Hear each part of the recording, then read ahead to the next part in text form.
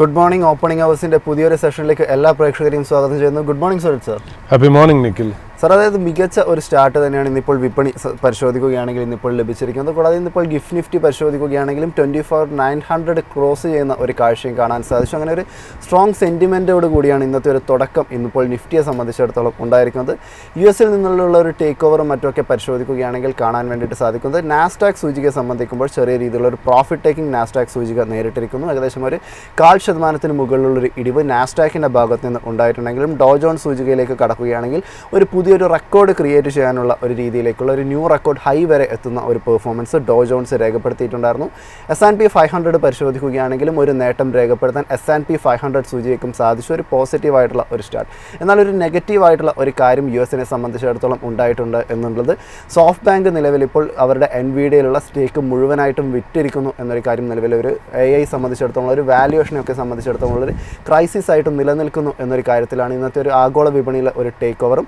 എന്നാൽ ഇന്ത്യൻ വിപണി പരിശോധിക്കുകയാണെങ്കിൽ വളരെ പോസിറ്റീവായിട്ടുള്ള ട്രേഡ് റിലേറ്റഡ് ആയിട്ടുള്ള വാർത്തകൾ വരുന്നു. ഇന്ത്യ-US ട്രേഡ് ഡീൽ നടക്കാൻ പോകുന്നു എന്നുള്ള വാർത്തകൾ വരുന്നു. കൂടാതെ യൂറോപ്യൻ യൂണിയനുമായിട്ടുള്ള ട്രേഡ് ഡീൽ ഡിസംബറിൽ നടക്കുമെന്നുള്ള അതിൻ്റെ ചർച്ചകളൊക്കെ തന്നെ ഡിസംബറിൽ ആരംഭിക്കുമെന്നുള്ള വാർത്തകൾ വരുന്നു. കൂടാതെ ന്യൂസിലൻഡുമായിട്ടും ഒരു ട്രേഡ് ഡീലിനെ സംബന്ധിച്ചിടത്തോളമുള്ള ഒരു ടോക്കുകൾ ഈ മാസം തന്നെ ആരംഭിക്കും എന്നുള്ള രീതിയിലൊക്കെയുള്ള പോസിറ്റീവ് വാർത്തകൾ നിലവിലിപ്പോൾ ഇന്ത്യൻ വിപണിക്ക് ഒരു പോസിറ്റീവായിട്ട് വന്നിരിക്കുകയാണ്. സർ, ഇന്നത്തെ ഒരു മാർക്കറ്റിലെ ഒരു സെറ്റപ്പിനെ സംബന്ധിച്ചിടത്തോളം സാറിൻ്റെ ഒരു ടേക്ക് എന്താണ്? ഇന്ന് ആക്ച്വലി നിഖിൽ ശരിക്കും പറഞ്ഞാൽ മാർക്കറ്റ് വളരെ പോസിറ്റീവ് സെൻറ്റിമെൻറ്റോടുകൂടി ആയിരിക്കാം ഒരു പക്ഷേ മാർക്കറ്റ് ഓപ്പൺ ചെയ്തത് അല്ലേ. നമ്മൾ നോക്കുമ്പോൾ ഏതായാലും ഒരു പോസിറ്റീവ് സെൻറ്റിമെൻറ്റ് മാർക്കറ്റിൽ കാണുന്നുണ്ട്. രണ്ട് കാര്യങ്ങളാണ് മാർക്കറ്റിൽ നിന്ന് ബെനിഫിഷ്യലായിട്ട് വന്നത്. രണ്ടും നമുക്ക് ഈ പറയുന്ന പോലെ ഊഹാപോഹങ്ങൾ മാത്രമാണ് എന്നുള്ളതാണ് അതിനകത്തുള്ള പ്രത്യേകത. ഒന്നെന്ന് പറയുന്നത് നേരത്തെ ഈ പറഞ്ഞ പോലെ എക്സ്പെക്റ്റേഷൻ, ഞാൻ വീണ്ടും ആ വാക്ക് ഉപയോഗിക്കുന്നു, expectation of a Indo US trade deal. അതായത് അടുത്ത് തന്നെ ഇന്ത്യയും US-ഉം തമ്മിലുള്ള വ്യാപാര കരാർ ആവും എന്നുള്ളൊരു പ്രതീക്ഷ, എക്സ്പെക്റ്റേഷൻ, അത് തന്നെ ഒരു പോസിറ്റീവ് ട്രിഗറായിട്ട് മാർക്കറ്റിൽ മാറിയിരിക്കുന്നു എന്നുള്ളതാണ്. ഇത് അൺകൺഫേംഡ് റിപ്പോർട്ട്സ് ആണ്. നമുക്ക് കിട്ടുന്ന ഒരു ഫീഡ്ബാക്ക് വെച്ചിട്ടാണ് ഇന്ത്യൻ മാർക്കറ്റ് അതിനനുസരിച്ച് പ്രതികരിച്ചിരിക്കുന്നത് എന്നുള്ള ഒന്നാമത്തെ കാര്യം. രണ്ടാമത്തെ കാര്യം, നമ്മൾ ഇന്നലെ പറഞ്ഞു വെച്ചു മാർക്കറ്റിൽ ബീഹാർ ഇലക്ഷനിൻ്റെ ഇമ്പോർട്ടൻസ് എന്താണെന്ന് പറഞ്ഞു വെച്ചിരിക്കുന്നു. അത് തന്നെ ഇന്നലെ വൈകുന്നേരം വന്ന എക്സിറ്റ് പോളുകളെല്ലാം ഭരണപക്ഷത്തിന് തന്നെ ഒരു മെജോറിറ്റി കിട്ടും എന്ന് പറയുന്നത് ഒരു ആശ്വാസകരമായിട്ട് മാർക്കറ്റ് കാണുന്നു എന്നുള്ളതാണ്. അതായത് തീർച്ചയായിട്ടും ഒരു ഭരണ തുടർച്ച അവിടെ ഉണ്ടാവും. ഒന്ന്, അതോടുകൂടി തന്നെ സെൻട്രൽ ഗവൺമെൻറ്റിനും ഇഷ്യൂ വരില്ല എന്നുള്ളൊരു നിഗമനത്തിലേക്കാണ് മാർക്കറ്റ് എത്തിയിരിക്കുന്നത് എന്നുള്ള. ബട്ട് ഈവൻ ദെൻ ഇത് എക്സിറ്റ് പോളാണ്. ബീഹാർ എന്ന് പറയുന്നത് വളരെ ട്രിക്കി ആയിട്ടുള്ള സ്റ്റേറ്റ് ആണ്. പലപ്പോഴും എക്സിറ്റ് പോൾ തെറ്റാറുണ്ട് എന്നുള്ളതാണ് അതിൻ്റെ പ്രത്യേകത എന്ന് പറയുന്നത്. അത്രയ്ക്ക്, അതായത് എനിക്ക് തോന്നുന്നു പലപ്പോഴും പല എക്സിറ്റ് പോളുകളും അത് കൺസെൻസസ് ആയിട്ട് ഒരു റിസൾട്ട് പറയുകയും എന്നാൽ ശരിക്കുമുള്ള റിസൾട്ട് വരുമ്പോൾ ഇത് നേരെ തകിടം മറിയുകയും ചെയ്യുന്ന ഒരു ചരിത്രം കൂടെ ബീഹാറിലുണ്ട് എന്നുള്ളത് മനസ്സിലാക്കി വെച്ചുകൊണ്ട് നമുക്ക് മാർക്കറ്റിൽ പോകാൻ. ബട്ട് തൽക്കാലം ആസ് ഓൺ ഡേറ്റ് ഇത് രണ്ടും ഒരു പോസിറ്റീവ് ന്യൂസ് ആയിട്ടാണ് മാർക്കറ്റ് എടുത്തേക്കുന്നത്. അതുകൊണ്ട് തന്നെ ആവണം മാർക്കറ്റ് ഇന്ന് ഗ്യാപ്പ് അപ്പ് ഓപ്പണിങ്ങിലായിരിക്കും മുന്നോട്ട് പോകുന്നത് എന്നുള്ളതാണ് നമുക്ക് മനസ്സിലാവുന്നത്. ഇതിനകത്ത് ഒരു കാര്യം കൂടെ ഞാൻ ശ്രദ്ധിച്ച് പറയാം. നമ്മളും മൈഫിൻ്റെ റിസർച്ച് ഡെസ്കും ഈ പറയുന്ന പോലെ ബീഹാർ ഇലക്ഷനെ വളരെ ക്ലോസ് ആയിട്ട് വാച്ച് ചെയ്യുന്നുണ്ട് എന്നുള്ളതാണ്. അത് പ്രകാരം നമ്മൾ ഒരു കാവിയറ്റും കൂടെ പറഞ്ഞു വെച്ചിരിക്കുന്നു. Of course, of all the exit polls നമുക്ക് കുറച്ചുകൂടി ഒരു വിശ്വാസ്യത തരുന്നത് ഈ ആക്സിസ് മൈ ഇന്ത്യയുടെ ഒപ്പീനിയൻ പോളാണ്, പ്രദീപ് ഗുപ്തയുടെ. അത് ഇന്നലെ വന്നിട്ടില്ല എന്നുള്ളതാണ്. അത് ഇന്നത്തേക്കായിരിക്കും ഒരു പക്ഷേ വരിക എന്നുള്ളത്. അതും ഒരു ഇമ്പോർട്ടൻറ്റ് ഫാക്ടറായിട്ട് കാണുന്നു. അവർ ഇന്നലെ തന്നെ പല എക്സിറ്റ് പോളുകളും ശരിക്കും പറഞ്ഞാൽ സെക്കൻഡ് റൗണ്ട് ഓഫ് പോളിംഗ് കഴിയുമ്പോഴത്തേക്കും തന്നെ അവർ പബ്ലിഷ് ചെയ്ത് തുടങ്ങി. അപ്പോൾ അതുകൊണ്ട് സെക്കൻഡ് റൗണ്ട് ഓഫ് പോളിങ്ങിൻ്റെ ആവശ്യത്തിലുള്ള ഡേറ്റ അവർക്ക് കിട്ടിയിട്ടുണ്ടോ എന്നറിയില്ല. ചിലപ്പോൾ കിട്ടിക്കാണും, നമുക്കറിയില്ല. With all due respect to all exit pollsters. പക്ഷേ ആക്സിസ് മൈ ഇന്ത്യയുടെ പ്രദീപ് ഗുപ്ത ഇന്നലെ പറഞ്ഞത് ഐ നീഡ് 1 more day, എനിക്ക് ഒരു ദിവസം കൂടെ വേണം. ഇന്നലെയാണ് സെക്കൻഡ് ഫേസ് ഓഫ് പോളിംഗ് കഴിഞ്ഞത്. അതുമാത്രമല്ല ബീഹാർ വളരെ ട്രിക്കി ആയിട്ടുള്ള സ്റ്റേറ്റ് ആയതുകൊണ്ട് ഒരുപാട് പോസിബിലിറ്റീസും സെഫോളജിയുടെ ഒരുപാട് ടൂൾസും നമുക്ക് അപ്ലൈ ചെയ്യാതെ ബീഹാറിനെ കുറിച്ച് ഞാൻ പറയാൻ തയ്യാറല്ല എന്ന് പറയുന്നു. അപ്പോൾ ബീഹാറിൻ്റെ ഇലക്ഷനെ സംബന്ധിച്ചിടത്തോളം ഇതെല്ലാം നിൽക്കുന്നു. അതുമാത്രമല്ല എനിക്ക് തോന്നുന്നു 14-ാം തീയതി, എനിക്ക് തോന്നുന്നു വെള്ളിയാഴ്ചയാണ് ആക്ച്വൽ റിസൾട്ട് വരുന്നത്. ബട്ട് ഇത് റിസൾട്ട് എന്തോ ആയിക്കോട്ടെ, it is going to be very significant as far as the Indian political and economic situation is concerned എന്നുള്ള കാര്യത്തിൽ യാതൊരു സംശയമില്ല. അപ്പോൾ ഈ രണ്ട് എക്സ്പെക്ടേഷനിലും ആയിരിക്കണം ഒരു പക്ഷേ മാർക്കറ്റിൽ നിന്ന് പോസിറ്റീവായിട്ട് പോയത്. പക്ഷേ രണ്ടും ഒരു ഹൈപ്പോത്തറ്റിക്കൽ സിറ്റുവേഷൻ ആണെന്നുള്ളത് പ്രേക്ഷകർ മറന്നു പോകരുത്. ട്രേഡ് ഡീലിൻ്റെയും ഒരു എക്സ്പെക്ടേഷൻ മാത്രമാണ് എന്നുള്ളത്. നമുക്കിനി US മാർക്കറ്റിലേക്ക് വരാം. അതായത് ഹാൻഡ് ഓവർ ഡീറ്റെയിൽസ് നമുക്ക് ടോപ്പിൽ നിന്ന് തന്നെ തുടങ്ങാം എന്നുള്ളതാണ്. S&P 500 അതായത് മിക്സ്ഡ് ബാഗ് ആയിരുന്നു ശരിക്കും പറഞ്ഞാൽ ഈ പറയുന്ന പോലെ US മാർക്കറ്റ്. ഒരു സൈഡിൽ നാസ്ഡാക്കിനെ ഈ AI സ്റ്റോക്സിന്റെ വാല്യുവേഷന്റെ ഡിബേറ്റ് നടന്നുകൊണ്ടിരിക്കുന്നു. അത് നാസ്ഡാക്കിലെ ചില സ്റ്റോക്കുകളെ അഫക്റ്റ് ചെയ്യുന്നു. എന്നാൽ ഡൗ ജോൺസ് സൂം ചെയ്യുന്നു എന്നുള്ളതാണ് നമുക്ക് മനസ്സിലാവുന്നത്. ഇപ്പോൾ S&P 500 നോക്കുകയാണെങ്കിൽ 0.21% അപ്പായിരുന്നു ഇന്നലെ. നാസ്ഡാക്ക് -0.25% ആയിരുന്നു. ഡൗ ജോൺസ് 0.04% സ്ലൈറ്റ്ലി അപ്പായിരുന്നു എന്നുള്ളതാണ്. അതിപ്പോൾ നമുക്ക് കൂടുതൽ നമ്മൾ നോക്കുകയാണെങ്കിൽ എന്താണ് ആർട്ടിഫിഷ്യൽ ഇന്റലിജൻസ് സ്റ്റോക്സിന്റെ ഒരു ഇമ്പാക്ട് നാസ്ഡാക്കിൽ ഉണ്ടാവണമെന്ന് അറിയാൻ വേണ്ടി നമ്മൾ നാസ്ഡാക്കിലേക്ക് കൂടുതൽ നോക്കുമ്പോൾ നമുക്ക് മനസ്സിലാവുന്നത് NVIDIA ഏതാണ്ട് 2.8% ഡൗൺ ആണ്. കോർ വീവ് ഏതാണ്ട് -16% ഡൗൺ ആണ്. അത് എനിക്ക് തോന്നുന്നു സ്പെസിഫിക്കലി കമ്പനി സ്പെസിഫിക് ആയിട്ടുള്ള ഒരു ന്യൂസിലാണ് അത്രയും താഴേക്ക് പോയതെന്നാണ് ഞാൻ മനസ്സിലാക്കുന്നത്. എന്നാൽ ഇപ്പുറ സൈഡിൽ നോക്കുമ്പോൾ ഫെഡെക്സ് അതായത് ആ logistics and supply chain management company ഏതാണ്ട് 6% അപ്പായിരുന്നു എന്നുള്ളതാണ്. അമേരിക്കൻ മാർക്കറ്റിൽ പൊതുവേ നമ്മൾ നോക്കുകയാണെങ്കിൽ അമേരിക്കൻ എക്സ്പ്രസ് അതായത് കാർഡ് ഇക്വലൻ്റ് ആയിട്ട് നമ്മൾ ഇന്ത്യയിൽ നോക്കുകയാണെങ്കിൽ SBI കാർഡ് എന്ന് വേണമെങ്കിൽ പറയാം. അമേരിക്കൻ എക്സ്പ്രസ് ഏതാണ്ട് 52 വീക്ക് ഹൈ അടിച്ചിരിക്കുന്നു എന്നുള്ളതാണ്. അപ്പോൾ ഇതൊക്കെയാണ് ശരിക്കും പറഞ്ഞാൽ നമുക്ക് US മാർക്കറ്റിൽ നിന്ന് കിട്ടുന്ന ഒരു ഹാൻഡ് ഓവർ ഡീറ്റെയിൽസ് എന്ന് പറയുന്നത്. സിസ്കോന്റെ ഏർണിങ്സ് ഇന്ന് രാത്രിയോടുകൂടി വരും, അതായത് ഇന്ന് US-ൽ വരും എന്നുള്ളതാണ് നമ്മുടെ ടൈമിംഗ് അനുസരിച്ച് ഞാൻ പറഞ്ഞു എന്നേ ഉള്ളൂ. അപ്പോൾ അതെങ്ങനെയാണെന്നുള്ളത് വളരെ ഇമ്പോർട്ടൻറ്റ് ഫാക്ടറാണ്. കാര്യം സിസ്കോ വളരെ ഹാർഡ്വെയറിൽ വളരെ ഒരു ടോപ്പ് മോസ്റ്റ് കമ്പനിയാണ് US-ൽ എന്നുള്ളത്. പിന്നെ ഒരു ഡേറ്റ US-ൽ വന്നിരിക്കുന്നു, അത് private payroll data. Private payroll data പറയുന്നത് ഒക്ടോബറിൽ ഭേദപ്പെട്ട ജോബ് കട്ട് ഉണ്ടായിട്ടുണ്ട് എന്നുള്ളതാണ് പറയപ്പെടുന്നത്. ഈ പ്രൈവറ്റ് പേറോൾ ഡേറ്റ എന്താ കാണിക്കുന്നതെന്നല്ലോ, പ്രൈവറ്റ് സെക്ടറിൽ എത്രത്തോളം ജോബ്സ് ആഡ് ചെയ്തു, എത്രത്തോളം ജോലി ഇല്ലാതായി എന്നുള്ളൊരു ഡേറ്റയാണ് കാണിക്കുന്നത്. ഇത് ഗവൺമെൻറ് ആയിട്ട് യാതൊരു ബന്ധവുമില്ല, പ്രൈവറ്റ് സെക്ടറിലെ ഡീറ്റെയിൽ മാത്രമാണ്. അത് എങ്ങനെ കിട്ടുമെന്ന് വെച്ചാൽ ഈ പല കമ്പനികളുടെയും ഈ US-ലുള്ള പല പ്രൈവറ്റ് കമ്പനിയുടെയും ഈ പേറോൾ പ്രോസസ്സ് ചെയ്യണത് ഔട്ട്സോഴ്സ് ചെയ്തിട്ട് ഒരു തേർഡ് പാർട്ടി കമ്പനിയാണ്. ഉദാഹരണത്തിന് payroll processing company like ADP automatic data processing, അങ്ങനത്തെ കമ്പനികളാണ് പല കമ്പനിയുടെയും പേറോൾ ഹാൻഡിൽ ചെയ്യുന്നത്. അതുകൊണ്ട് അവരുടെ കയ്യിൽ ഒരു നല്ല ഒരു ഡേറ്റ ഉണ്ടാവണം. എത്ര പേര് ജോലിക്ക് പുതിയതായിട്ട് കയറി, എത്ര പേര് ജോലി പോയി എന്നുള്ളത് അവിടെ നിന്നാണ് നമുക്ക് ഈ ഡേറ്റ കിട്ടുന്നത് എന്നുള്ള കാര്യം. ഇവർ ഈ എക്സ്ട്രാക്ട് ചെയ്യണ ഡേറ്റയെ പറയണത് ഏതാണ്ട് ADP നാഷണൽ എംപ്ലോയ്മെൻറ്റ് റിപ്പോർട്ട് എന്നാണ്. ആ നാഷണൽ എംപ്ലോയ്മെൻറ്റ് റിപ്പോർട്ടിൽ നിന്നാണ് ഈ ഡേറ്റ പുറത്തോട്ട് വരുന്നത് എന്നുള്ളത് സ്വാഭാവികമായിട്ട് നമുക്കറിയാലോ. അതായത് മോർ ഡേറ്റ ആഡ് ചെയ്യാമെന്ന് പറഞ്ഞാൽ അതിൻ്റെ അർത്ഥം എക്കണോമി നല്ല രീതിയിലേക്ക് പോകുന്നു, കമ്പനീസ് നല്ല കോൺഫിഡൻസ് ആണ് എന്നുള്ളതാണ്. എന്നാൽ ഫെഡിൻ്റെ ഭാഗത്തു നിന്ന് നോക്കുമ്പോൾ കൂടുതൽ ആൾക്കാർക്ക് ജോലി കിട്ടി, കൂടുതൽ പൈസ ആൾക്കാരിലേക്ക് വന്ന് ആൾക്കാർ സ്പെൻഡിങ് കൂട്ടുമ്പോൾ ഫെഡിൻ്റെ പോയിന്റ് ഓഫ് വ്യൂവിൽ ഫെഡ് കാണുന്നത് വെച്ചാൽ ഇൻഫ്ലേഷൻ കൂടുവോ, അങ്ങനെയാണെങ്കിൽ റേറ്റ് കട്ട് നടത്തണോ എന്നുള്ളൊരു വ്യൂ പോയിന്റ് ആയിരിക്കും അതിനകത്ത് വരുന്നത്. എന്നാൽ ജോബ് ലൂസ് ചെയ്തിരിക്കുന്നു എന്നുള്ള ഡേറ്റ വരുമ്പോൾ എക്കണോമിയിലേക്ക് പൈസ കുറവ് വരുന്നു. കാര്യം സാലറീസ് കുറഞ്ഞല്ലോ. അപ്പോൾ സാലറീസ് കുറയുമ്പോൾ എക്കണോമിയിലേക്ക് വരുന്ന പൈസയുടെ മണി ഫ്ലോ കുറയുന്നു. മണി ഫ്ലോ കുറയുമ്പോൾ കൺസംഷൻ കുറയുന്നു, അതായത് അവർ എക്കണോമിയിലേക്ക് കൊണ്ടുവരുന്ന പൈസ കുറയുന്നു. അങ്ങനെയാണെങ്കിൽ എക്കണോമി അത്ര രീതിയിലല്ല എന്നുള്ള, ഇൻഫ്ലേഷൻ ഉയരാൻ ചാൻസ് ഇല്ല. അപ്പോൾ ഫെഡ് കാണുന്നത് എങ്ങനെയാണ്, അങ്ങനെയാണെങ്കിൽ റേറ്റ് കട്ട് ചെയ്യേണ്ട ആവശ്യകത ഉണ്ട് എന്നാണ് ഫെഡിൻ്റെ ഒരു നിഗമനം. അങ്ങനത്തെ ഒരു കേസിൽ വരിക എന്നുള്ള കാര്യം. ഇപ്പം നമ്മൾ സംസാരിക്കാൻ പോകുന്നത് ഡിസംബറിൽ US ഫെഡ് കട്ട് ഉണ്ടാവോ ഇല്ലേ എന്നുള്ളതാണല്ലോ. അപ്പോൾ ഫെഡിൻ്റെ പോയിന്റ് ഓഫ് വ്യൂവിൽ ഈ payroll data, private payroll data എങ്ങനെ കാണുന്നു എന്നുള്ളതാണ് നമ്മളിപ്പോൾ പ്രേക്ഷകരുടെ മുന്നിൽ അവതരിപ്പിച്ചു എന്നുള്ളത്. ഇപ്പോൾ ഓയിൽ പ്രൈസ് നമ്മൾ നോക്കുകയാണെങ്കിൽ ഇപ്പോൾ US-ന്റെ റഷ്യൻ ക്രൂഡിന് മേലുള്ള സാങ്ഷൻസ് കാരണമാണെന്ന് തോന്നുന്നു ക്രൂഡ് ചെറുതായിട്ടൊന്ന് റൈസ് ചെയ്ത് $65 പെർ ബാരൽ, $65 പെർ ബാരലിൻ്റെ ആ ഒരു വിസിനിറ്റിയിലാണ് ട്രേഡ് ചെയ്യണമെന്നുള്ള. ബട്ട് ഇപ്പുറത്തെ സൈഡിൽ നമ്മൾ നോക്കുകയാണെങ്കിൽ more oil is coming into the market. OPEC plus ശരിക്കും പറഞ്ഞാൽ ഒരുപാട് ഓയിൽ മാർക്കറ്റിലേക്ക് പമ്പ് ചെയ്യുന്നു. എന്നാൽ 2026 ഒരുപാട് പ്രൊഡക്ഷൻ ഇൻക്രീസ് ഉണ്ടാവില്ല എന്നുകൂടെ OPEC പ്ലസ് പറഞ്ഞു വയ്ക്കുന്നു എന്നുള്ളത്. അപ്പോൾ ഏതാണ്ട് 65 ലെവൽ, 63 to 67 അല്ലെങ്കിൽ 70 ലെവലിനകത്ത് ഓയിൽ ഒന്ന് കൺസോൾഡേറ്റ്, ബ്രെൻഡ് ഒന്ന് കൺസോൾഡേറ്റ് ചെയ്ത് നിൽക്കുമായിരിക്കാം എന്നുള്ള പ്രതീക്ഷയിലാണ് മാർക്കറ്റ് മുന്നോട്ട് പോകണേ എന്നുള്ളതാണ്. പിന്നെ ഇപ്പോൾ നമ്മൾ ട്രഷറി മാർക്കറ്റിലേക്ക് വരികയാണെങ്കിൽ നമ്മൾ ഇന്നലെ പറഞ്ഞിരുന്നു ട്രഷറി മാർക്കറ്റ് അഥവാ ബോണ്ട് മാർക്കറ്റ് ഇന്നലെ ഹോളിഡേ ആയിരുന്നു, ക്ലോസ്ഡ് ആയിരുന്നു എന്നുള്ള കാര്യം. വെറ്ററൻസ് ഡേ പ്രകാരമാണ് അവിടുത്തെ ഹോളിഡേ വന്നിരിക്കുന്നത് എന്നുള്ള. എന്നാൽ തന്നെയും ആ ഒരു ബോണ്ടിൻ്റെ ഫ്യൂച്ചേഴ്സ് നമ്മൾ നോക്കുകയാണെങ്കിൽ ഏതാണ്ട് എനിക്കൊന്ന് weak payroll private payroll data കാരണമാണെന്ന് തോന്നുന്നു. വീക്കായത് കാരണം ഏതായാലും ബോണ്ട് ഡീൽസ്, അതായത് 10-year ബോണ്ട് ഡീൽഡ് ഏതാണ്ട് 4 to 5 basis points ഡൗൺ ആണ് ടു 4.081% ിരിക്കുന്നു എന്നുള്ളതാണ്. പിന്നെ ഇനിയിപ്പോൾ നമുക്ക് ട്രംപിൻ്റെ കാര്യങ്ങളിലേക്ക് നമുക്ക് തിരിച്ചു വരികയാണ്. കുറേ നാൾക്ക് ശേഷം ട്രംപ് സീനിലേക്ക് വരുന്നു. അതായത് ട്രംപിൻ്റെ 2 കാര്യങ്ങളുണ്ട്. ഒന്ന്, ട്രംപ് പറയുന്നത് H1B വിസയുടെ കാര്യത്തിലാണ്. H1B വിസയിൽ ട്രംപ് പറയുന്നു യു നീഡ്, അതായത് ഇതാണ് രസം, ഇത്രയും നാൾ H1B വിസയ്ക്ക് എതിരെ പറഞ്ഞ ഒരു വ്യക്തിയുടെ വായിൽ നിന്ന് വരുന്ന ഒരു സ്റ്റേറ്റ്മെൻറ്റാണ് നമ്മളിപ്പോൾ പറയാൻ പോകുന്നത്. You need highly skilled workers in America. അതായത് സ്മാർട്ട് പീപ്പിൾ ആയിട്ടുള്ളവരെ അമേരിക്കൻ എക്കണോമിയിൽ ആവശ്യമുണ്ട്. അത് മാത്രമല്ല അദ്ദേഹം ഒരു ഡിസ്ക്ലോഷറും കൂടെ നടത്തുന്നു.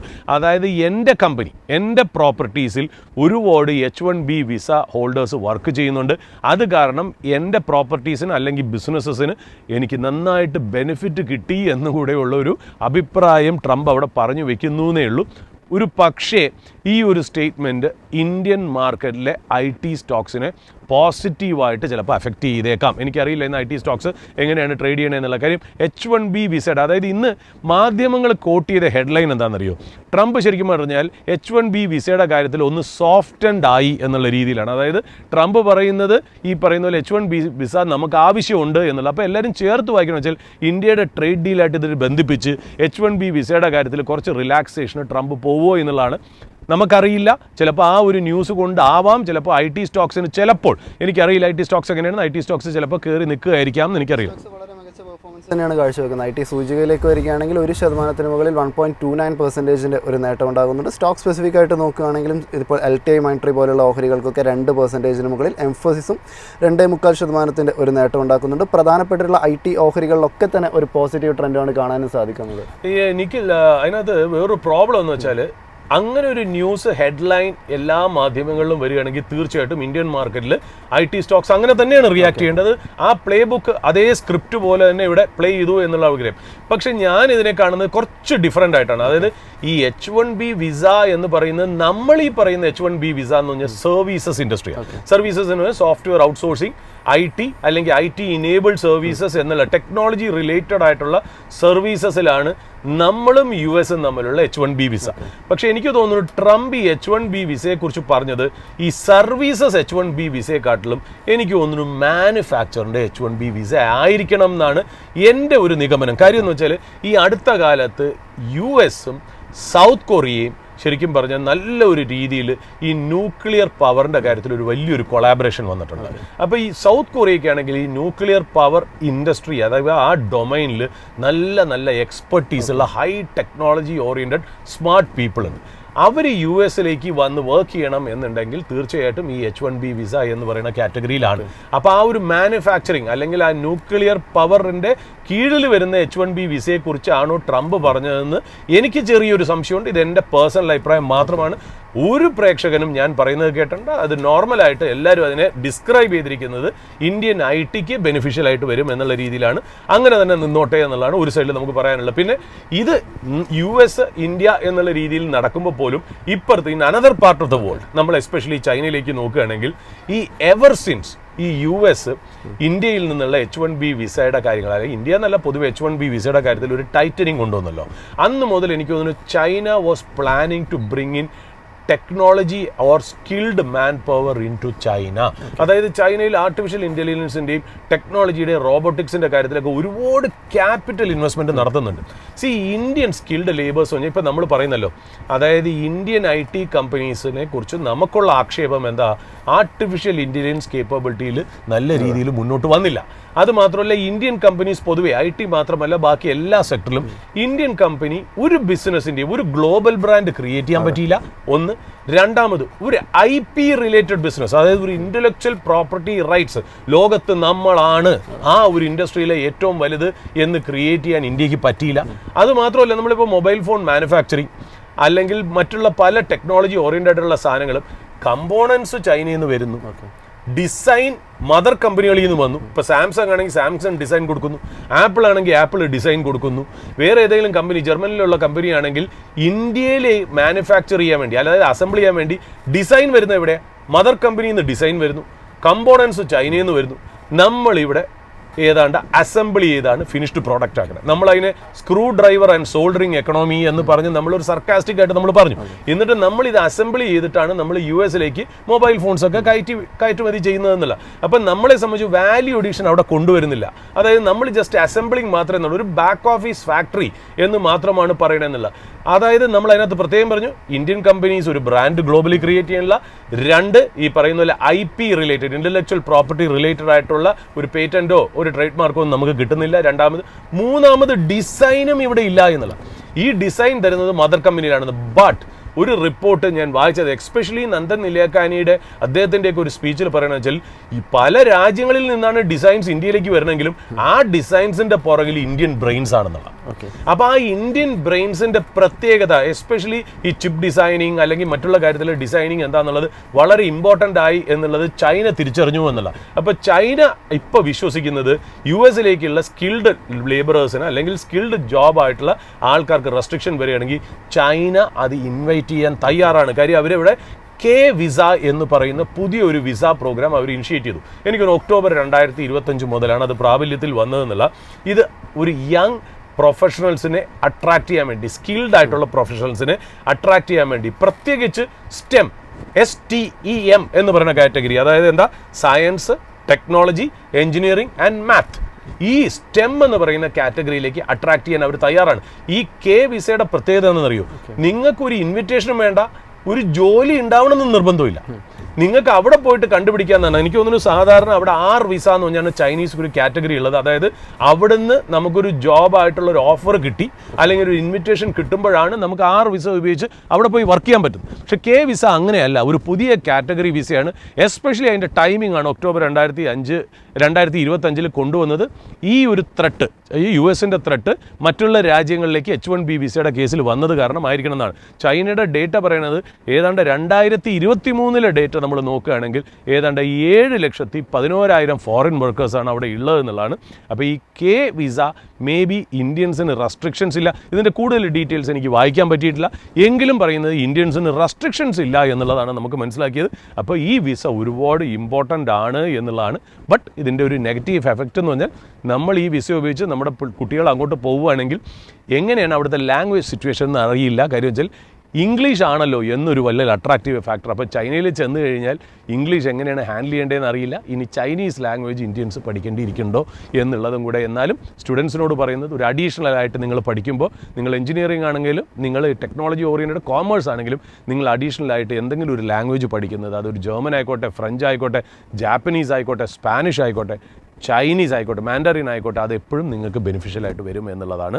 പിന്നെ ട്രംപ് India-US ഡീലിൽ പറയുന്നൊരു കാര്യം വെച്ചാൽ, we are close to a deal എന്ന് പറയുന്നുണ്ട്. എന്നാൽ ഇന്ത്യൻ ട്രേഡ് ആൻഡ് കോമേഴ്സ് മിനിസ്ട്രിയിലെ ഒരു സീനിയർ ഒഫീഷ്യൽ പറയണമെന്ന് വെച്ചാൽ, നമ്മളിനിപ്പോൾ ബോൾ US-ൻ്റെ കോർട്ടിൽ ഇട്ടേക്കാണ്. നമുക്ക് ഓഫർ ചെയ്യാൻ പറ്റുന്നതൊക്കെ നമ്മൾ US-ന് കൊടുത്തു. ഇനി നോ മോർ ടോക്സ്, ഇനി ടോക്സിൻ്റെ ഒന്നും ആവശ്യമില്ല. ഇനി US-ന് ഞങ്ങൾ ചെയ്യാവുന്ന എല്ലാ കാര്യങ്ങളും ഞങ്ങൾ ചെയ്തിട്ടുണ്ട്. അതായത് ഇൻ്റർനാഷണൽ എന്താ പറയുക, ഒരു ട്രേഡ് നോംസ് അനുസരിച്ച്, അല്ലെങ്കിൽ WTO നോംസ്, വേൾഡ് ട്രേഡ് ഓർഗനൈസേഷൻ്റെ നോംസ് അനുസരിച്ച് എല്ലാ കംപ്ലയൻസും പാലിച്ചുകൊണ്ട് നമ്മൾ ഫെയർ ആയിട്ടുള്ളൊരു ഡീല് US-ന് ഓഫർ ചെയ്തിട്ടുണ്ട്. അതായത് വേറെ ഒരു രാജ്യവും കൊടുക്കാത്ത ക്ലീൻ ആയിട്ടുള്ളൊരു കാര്യമാണ് ഇന്ത്യ കൊടുത്തിരിക്കുന്നത്. ഇനി US-ന് അതിനുമേൽ ഡിസിഷൻ എടുക്കാം. ഇനി ഫർദർ ടോക്സിൻ്റെ ആവശ്യമില്ല. എന്നാൽ ചില കാര്യങ്ങളിൽ ഇന്ത്യ വിട്ടുവീഴ്ച ചെയ്തിട്ടില്ല. അതായത് ഇന്ത്യക്ക് സെൻസിറ്റീവ് ആയിട്ടുള്ള സെക്ടേഴ്സ്, അതായത് ഇന്ത്യയുടെ ഫാർമേഴ്സിനെയും ഫിഷർമെനിനെയും ഒക്കെ പ്രൊട്ടക്റ്റ് ചെയ്തുകൊണ്ട് തന്നെ ആയിരിക്കും ഈ ട്രേഡ് ഡീൽ ഞങ്ങൾ സംസാരിക്കുക. അതായത് നമുക്കറിയാലോ, അഗ്രികൾച്ചർ വളരെ ഒരു കണ്ടൻഷ്യസ് ആയിട്ടുള്ള ഒരു ഇഷ്യൂ ആണ്. ജനറ്റിക്കലി മോഡിഫൈഡ് ക്രോപ്സിൻ്റെ കാര്യത്തിൽ ഇന്ത്യ ഒരു റെസ്ട്രിക്റ്റീവ് ആറ്റിറ്റ്യൂഡാണ് US-ന് അഗെയിൻസ്റ്റ് എടുത്തേക്കണേ. രണ്ടാമത് ഈ പറയുന്ന പോലെ ഡയറി പ്രോഡക്ട്സിൻ്റെ കാര്യത്തിലും, അതായത് ഇന്ത്യയിൽ പാൽ സംബന്ധിച്ചുള്ള ആ ഒരു മിൽക്ക് ആൻഡ് മിൽക്ക് റിലേറ്റഡ് ഇൻഡസ്ട്രിയിലെ ആ ഡയറി ഫാർമേഴ്സിനെ പ്രൊട്ടക്റ്റ് ചെയ്യാൻ വേണ്ടിയിട്ടും ഇന്ത്യ ഭയങ്കര സ്ട്രിക്റ്റ് ആയിട്ടുള്ള സ്റ്റാൻഡ് എടുത്തു എന്നുള്ളതാണ്. പിന്നെ അതുമാത്രമല്ല ഫിഷർമെനെ പ്രൊട്ടക്ട് ചെയ്യാൻ അക്വാ കൾച്ചറിൻ്റെ കാര്യത്തിലും ഈ പറയുന്ന പോലെ നമ്മൾ വളരെ സ്ട്രോങ് സ്റ്റാൻഡ് എടുത്തു. അപ്പോൾ ഇതൊക്കെ പ്രൊട്ടക്റ്റ് ചെയ്തുകൊണ്ടായിരിക്കാം ഒരു പക്ഷേ മുന്നോട്ട് പോകണമെന്നുള്ളത്. നമ്മൾ ഒരു പക്ഷേ ഈ പോസിബിലിറ്റി നമ്മുടെ സ്പോട്ട്ലൈറ്റ് സ്റ്റോക്കിൽ കൂടെ നമ്മൾ അവതരിപ്പിച്ചു. നമ്മൾ ഈ അവന്തി ഫീഡ്സിൻ്റെ കാര്യവും പരാഗ് മിൽക്ക് ഫുഡ്സും ഒക്കെ നമ്മൾ പറഞ്ഞു. ഒരു സ്റ്റോക്ക് ഐഡിയ എന്ന രീതിയിൽ ഞാൻ ലാസ്റ്റ് നോക്കുമ്പോൾ ഇന്നിപ്പോൾ പരാഗ് മിൽക്ക് ഏതാണ്ട് 12% to 13% അപ്പായിരുന്നു എന്നുള്ളതാണ്. മേ ബി ആ സ്റ്റോക്കിനെ എഫക്റ്റ് ചെയ്തിരുന്നത് ഇന്ത്യ ഓപ്പൺ ചെയ്യുകയാണെങ്കിൽ ഈ US ബേസ്ഡ് ആയിട്ടുള്ള ഡയറി പ്രോഡക്ട്സ് ഇന്ത്യയിലേക്ക് വരുമോ എന്നുള്ളതായിരിക്കാം ചലഞ്ച്. ചിലപ്പോൾ അത് മാറിയോണ്ടാവാം, അല്ലെങ്കിൽ റിസൾട്ടിൻ്റെ ആണോ എന്ന് എനിക്കറിയില്ല. നല്ല രീതിയിൽ ആ സ്റ്റോക്ക് മൂവ് ചെയ്തിട്ടുണ്ടെന്നാണ് നമുക്ക് മനസ്സിലാക്കാൻ കഴിയുന്നത്. പിന്നെ ഇതിനകത്ത് നമ്മൾ ഏതാണ്ട് ഇപ്പോൾ ഈ ഇന്ത്യ US ട്രേഡ് ഡീൽ നോക്കുകയാണെങ്കിൽ ഒഫീഷ്യലി 5 റൗണ്ട് ഓഫ് ടോക്ക് കഴിഞ്ഞു എന്നുള്ളതാണ് അപ്പോൾ മനസ്സിലാവുന്നത്. ഇനി ഫർദർ ടോക്സ് ഇല്ല എന്ന് പറയുന്നു. ഇനി എപ്പോൾ വേണമെങ്കിലും ഡിസിഷൻ വരാം എന്നുള്ളതാണ്. നമ്മൾ ഇതിൻ്റെ ഇടയ്ക്ക് നമ്മൾ ഓപ്പണിംഗ് അവേഴ്സിൽ പറഞ്ഞു വെച്ചിരുന്നു. അതായത് ഒരു മിഡിൽ പാത്ത് ഇന്ത്യ ഇട്ടിട്ടുണ്ട്. അതെനിക്ക് തോന്നുന്നു 2 കാര്യങ്ങളാണ്. ഒന്ന് എന്ന് പറയുന്നത് നമ്മൾ റഷ്യയിൽ നിന്നുള്ള ഓയിൽ ഇമ്പോർട്ട് കുറച്ച് പതുക്കെ US-ൽ നിന്നുള്ള എനർജി ഇമ്പോർട്ട്സ് കൂട്ടുക എന്നുള്ള, അത് വളരെ ചെറിയ രീതിയിൽ കാലിബ്രേറ്റ് ചെയ്ത് പോകുന്നുണ്ട് എന്നാണ് ഞാൻ മനസ്സിലാക്കിയത്. അതായത് എനിക്ക് തോന്നുന്നു ഇപ്പോൾ നമ്മുടെ ഇന്ത്യയിലെ ടോപ്പ് 5 റിഫൈനേഴ്സ് ഉണ്ടല്ലോ, അവരാണല്ലോ ഇത് ഇമ്പോർട്ട് ചെയ്ത് റിഫൈൻ ചെയ്തിട്ട് കുറച്ച് ഇന്ത്യയിലേക്കും ബാക്കിയുള്ളത് റിഫൈൻഡ് ആയിട്ടുള്ള ക്രൂഡ് പ്രോഡക്ട്സ് എക്സ്പോർട്ട് ചെയ്യുകയും ചെയ്യുന്നത്.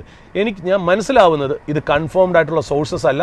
പല ഇൻഡിക്കേഷൻസ് കിട്ടുന്നത് ഡിസംബറിലേക്കുള്ള ഓർഡേഴ്സ് ടോപ്പ് 5 റിഫൈനേഴ്സ് റഷ്യയിൽ നിന്ന് ഇമ്പോർട്ട് ചെയ്യാനായിട്ട് പ്ലേസ് ചെയ്തിട്ടില്ല എന്നുള്ളൊരു ഇൻഫർമേഷനാണ് വരുന്നത്. That means they are leaving more room for imports from US. അത് ചിലപ്പോൾ അവർ ഗവൺമെൻറ്റും കൂടെ ചേർത്ത് നിന്നായിരിക്കാം ഈ പറയുന്ന പോലെ വരുന്നതെന്നുള്ള. അപ്പോൾ ആ കാര്യം ട്രംപ് എടുത്തെടുത്ത് പറയുന്നുണ്ട്. India is stopping Russian oil, അല്ലെങ്കിൽ India is in the process of stopping import of Russian oil എന്നൊക്കെ പറഞ്ഞു വെക്കുന്നത് ഒരു പക്ഷേ അതിലേക്ക് പോയിന്റ് ചെയ്തേക്കാം. അപ്പോൾ ഇന്ത്യ ഇട്ട് കൊടുത്ത ഒരു ക്ലിക്ക് ബെയ്റ്റ്, അതായത് നമ്മൾ ഇട്ടിരിക്കുന്ന ഒരു മിഡിൽ പാത്ത്, അതായത് നെഗോഷിയേറ്റ് ചെയ്യാനായിട്ട് ഒരു കോമൺ ആയിട്ടുള്ള ഒരു സാധനം ഇത് വേണമല്ലോ, ഇത് ഒരെണ്ണമായിരിക്കാം എന്ന് നമ്മൾ വിശ്വസിക്കുന്നു.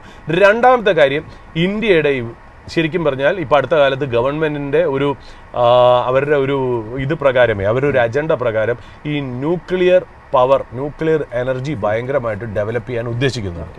അതിൻ്റെ കാര്യത്തിൽ US-ഉമായിട്ട് കൊളാബറേറ്റ് ചെയ്ത് പാർട്ട്ണർഷിപ്പ് ആവാൻ, അതായത് US കമ്പനീസായിട്ട് ചെയ്യാനും ഇന്ത്യ ആഗ്രഹിക്കുന്നു. And that is a big opportunity. അപ്പോൾ US-ൽ നിന്നുള്ള എനർജി ഇമ്പോർട്ട്സും US ആയിട്ടുള്ള ഒരു ന്യൂക്ലിയർ പവറിൻ്റെ കാര്യത്തിൽ ടെക്നിക്കൽ കൊളാബറേഷനുമായിരിക്കാം ഇന്ത്യ ഓഫർ ചെയ്തിരിക്കുന്ന ഒരു മിഡിൽ പാത്ത് എന്നുള്ള. ഇതിൻ്റെ ഡീറ്റെയിൽസ് നമുക്കറിയില്ല, അൺകൺഫേംഡ് റിപ്പോർട്ട്സ് ആണ്. ഇതെല്ലാം എക്സ്പെക്ടേഷൻ മാത്രമാണ്. നമുക്ക് എങ്ങനെ വരും എന്നുള്ള കാര്യം നമുക്ക് നോക്കാം. പിന്നെ ഇന്ത്യയെ സംബന്ധിച്ചുള്ള ഫോറിൻ ബ്രോക്കേഴ്സ് നമ്മൾ നോക്കുകയാണെങ്കിൽ, അതായത് പല ഫോറിൻ ബ്രോക്കേഴ്സും, അതായത് മോർഗൻ സ്റ്റാൻലി പോലെയോ ഗോൾഡ്മാൻ സാക്സ് പോലെയോ HSBC ഒക്കെ പറയുന്ന കാര്യം എന്ന് വെച്ചാൽ നമ്മുടെ ട്രേഡ് ഡീല് ഇന്ത്യൻ മാർക്കറ്റിൽ ഡിസ്കൗണ്ട് ചെയ്തിട്ടില്ല. ഇന്ത്യൻ മാർക്കറ്റിൽ trade deal, US trade deal price in ചെയ്തിട്ടില്ല. അങ്ങനെ ഒരു ട്രേഡ് ഡീൽ നടക്കുകയാണെങ്കിൽ നല്ലൊരു രീതിയിലുള്ള FII അല്ലെങ്കിൽ FPI inflow back to Indian market വന്നേക്കാം, which will lift Indian market in the next year എന്നും കൂടെ പറഞ്ഞു വയ്ക്കുന്നു. ഇപ്പം നമ്മൾ ഗോൾഡ്മാൻ സാക്സിനെ നോക്കുകയാണെങ്കിൽ, ഗോൾഡ്മാൻ സാക്സ് പറയുകയാണെങ്കിൽ നിഫ്റ്റി ടാർജറ്റ് നമ്മൾ 2 ദിവസം മുമ്പ് പറഞ്ഞു 29,000 നിഫ്റ്റി ടാർജറ്റ് പറഞ്ഞു. മോർഗൻ സ്റ്റാൻലി പറയുന്നത് 2026 സെൻസെക്സ് 1,00,000 അടിക്കും എന്നാണ് പറയുന്നത്. HSBC ഇന്ത്യൻ മാർക്കറ്റിൽ ഓവർ വെയിറ്റ് ആയി എന്നുള്ള. അപ്പോൾ 3 മേജർ ബ്രോക്കറേജസും വളരെ പോസിറ്റീവായിട്ടാണ് പറയുന്നത്. പിന്നെ നിഖിൽ പറയുന്ന ആ ഒരു കാര്യം, അമേരിക്കൻ മാർക്കറ്റിനെ സംബന്ധിച്ച് ജാപ്പനീസ് സോഫ്റ്റ് ബാങ്ക് NVIDIA-യുടെ എൻറ്റയർ സ്റ്റേക്കും അവർ വിറ്റുമാറുകയാണ്. അതായത് 32.1 മില്യൺ ഷെയർ അവർ വിറ്റത് $5.8 ബില്യൺ എന്നാണ്. അതായത് എന്നിട്ട് ഇതാണ് ഇതിനകത്തുള്ള ട്രിക്കി ആയിട്ടുള്ള കാര്യം. അതായത് നിഖിൽ നേരത്തെ ഒന്ന് സൂചിപ്പിച്ചു എന്നുള്ള, സോഫ്റ്റ് ബാങ്ക് എന്നിട്ട് പറയുകയുണ്ടായി, ഞങ്ങളിത് വിൽക്കാൻ കാര്യം NVIDIA-യിൽ മോശമായിട്ടല്ല, NVIDIA-യുടെ പ്രശ്നങ്ങളോ അല്ല NVIDIA-യുടെ വാല്യുവേഷൻ കാരണമൊന്നുമല്ല, ഞങ്ങൾക്ക് ഈ പൈസ ഞങ്ങൾക്ക് വേണം, ഞങ്ങൾക്ക് കുറച്ച് ക്യാപിറ്റൽ റേസ് ചെയ്യണം, എന്നിട്ട് ഞങ്ങൾക്ക് AI ഇൻവെസ്റ്റ്മെൻറ്റ്സ് ചെയ്യണം, AI ഇൻഫ്രാസ്ട്രക്ചർ സ്വന്തമായിട്ട് ക്രിയേറ്റ് ചെയ്യണം, റോബോട്ടിക്സ് കേപ്പബിലിറ്റി ചെയ്യണം, അതിന് പൈസ വേണം, ഞങ്ങൾക്ക് നല്ല ഒരു ഇൻവെസ്റ്റ്മെൻറ്റ് നമുക്ക് OpenAI-യിലുണ്ട്, OpenAI-യിലേക്ക് കൂടുതൽ ഇൻവെസ്റ്റ്മെൻറ്റ് ചെയ്യാമെന്ന് ഞങ്ങൾക്കൊരു കമ്മിറ്റ്മെൻ്റ് ഉണ്ട്. അതായത് ഇവർക്ക് OpenAI-യിൽ ചെറിയൊരു ഇൻവെസ്റ്റ്മെൻ്റ് ഉണ്ട്, എന്നാൽ OpenAI-യിലേക്ക് ഒരുപാട് ഇൻവെസ്റ്റ്മെൻറ്റ് ചെയ്യാം എന്നുള്ള കമ്മിറ്റ്മെൻ്റ് ഉണ്ട്. പിന്നെ സ്വന്തമായിട്ട് ഈ കേപ്പബിലിറ്റീസ് ഒക്കെ ഉണ്ടാക്കിയെടുക്കണമെന്നുണ്ടെങ്കിൽ ഞങ്ങൾക്ക് കുറച്ച് കാശ് വേണം, അതുകൊണ്ടാണ് NVIDIA-യിൽ സെല് ചെയ്യണേ എന്നുള്ള. ഇപ്പം നമ്മൾ മനസ്സിലാക്കുന്ന ഒരു കാര്യം എന്ന് വെച്ചാൽ, ഏതാണ്ട് ഇവർ കൊടുത്തിരിക്കുന്ന കമ്മിറ്റ്മെൻറ്റ് എത്രയെന്നറിയോ? OpenAI-യിൽ $40 ബില്യൻ്റെ ഇൻവെസ്റ്റ് ചെയ്യാമെന്നുള്ള. ഈ സോഫ്റ്റ് ബാങ്ക് ഇങ്ങനെ ചെയ്യുന്നതിൻ്റെ പ്രത്യേകത എന്താണെന്നറിയോ? അതായത് NVIDIA വാല്യുവേഷനെക്കാട്ടിലും അതായത് ഒരു ഡിബേറ്റ് വരാൻ പോകുന്നു. വൺ സ്കൂൾ ഓഫ് തോട്ട് കേട്ടോ, ഇത് പൊതുവേ നമ്മൾ പത്രങ്ങളിൽ വായിച്ച് കാണില്ലായിരിക്കാം. Is money moving from the hardware part of artificial intelligence into software part. നമ്മളിപ്പോൾ നോക്കുകയാണെങ്കിൽ ഇപ്പോൾ NVIDIA എന്താ ഉണ്ടാക്കുന്നത്? സെമി കണ്ടക്ടർ ചിപ്സ് ആണ് ആർട്ടിഫിഷ്യൽ ഇന്റലിജൻസ്, അതായത് GPUs ആണ് അവരുണ്ടാക്കുന്നത്. And it is the hardware അല്ലേ. ഇനി ഈ ഹാർഡ്വെയറിൽ റൺ ചെയ്യുന്ന സോഫ്റ്റ്വെയർ ഏതാ?